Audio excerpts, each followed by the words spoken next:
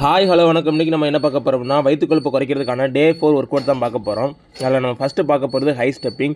So இதோட purpose என்னென்னா உங்களுக்கு பாடி எல்லாத்தையுமே வந்து ஆக்டிவேட் பண்ணுறதுக்கு ரொம்ப யூஸ்ஃபுல்லாக இருக்கும். மார்னிங் நம்ம தூங்கி எந்திக்கிறதுனால நம்ம பாடி எல்லாமே வந்து சோர்வாக இருக்கும். ஸோ அதை ஆக்டிவேட் பண்ணுறதுக்காக நம்ம இந்த வார்ம் அப் வந்து பண்ணுறோம். இது 20 செகண்ட் பண்ணுங்கள். ஸோ இது பண்ணி முடிச்சதுக்கப்புறம் 30 செகண்ட் ரெஸ்ட் எடுத்துகிட்டு அதுக்கப்புறம் நம்ம பார்க்க போகிறது என்னென்னா ஜம்பிங் ஜாக்ஸ். இந்த கிளாஸை நம்ம 30 செகண்ட் பண்ணணும்.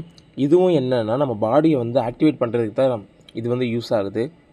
ஹை ஸ்டெப்பிங் ஜம்பிங் ஜாக்ஸ் இது எதுவுமே வந்து வயிற்றுக்கான ஒரு ஒர்க் அவுட் இல்லை. நம்ம ஜஸ்ட்டு ஷோல்டரு நம்ம தொடைக்கு பின்பகுதி இதெல்லாம் வந்து ஆக்டிவேட் பண்ணுறதுக்கு ரொம்ப யூஸ்ஃபுல்லாக இருக்கும். இது முடிச்சுட்டு 30 செகண்ட் ரெஸ்ட் எடுக்கணும். நம்ம ரெஸ்ட் எடுத்ததுக்கப்புறம் நம்ம பார்க்க போகிறது என்னென்னா சிட்டப்ஸ்.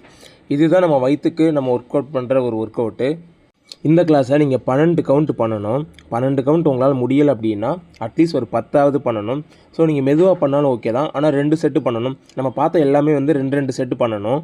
அது முடிச்சுட்டு நம்ம 30 செகண்ட் ரெஸ்ட் எடுத்துணும். ரெஸ்ட் எடுத்ததுக்கப்புறம் 4th பார்க்க போகிற கிளாஸ் என்னென்னா ரஷ்யன் ட்விஸ்ட். இது வந்து என்னென்னா நம்ம அந்த சைடு 10 இந்த சைடு 10.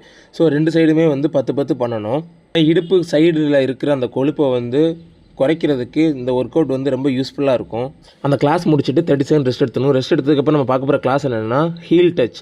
இது வந்து நம்ம இடுப்பு பகுதியில் இருக்கிற கொழுப்பை குறைக்கிறதுக்கு தான் ரொம்ப யூஸ்ஃபுல்லாக இருக்கும்.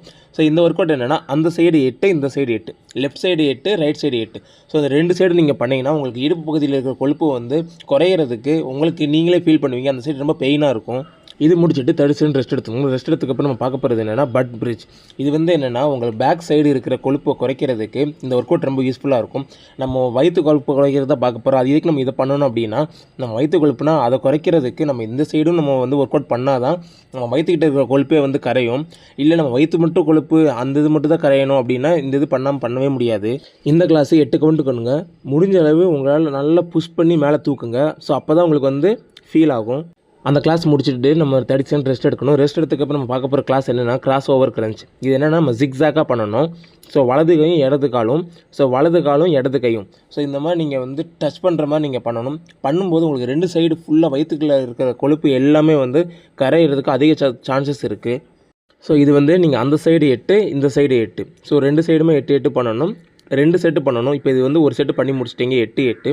ஸோ இதே மாதிரி இன்னொரு செட்டு நீங்கள் பண்ணணும். நம்ம அந்த கிளாஸ் முடிச்சுட்டு நம்ம கடைசியாக பார்க்க போகிறது என்னென்னா ஹோப்ரா ஸ்ட்ரெச்.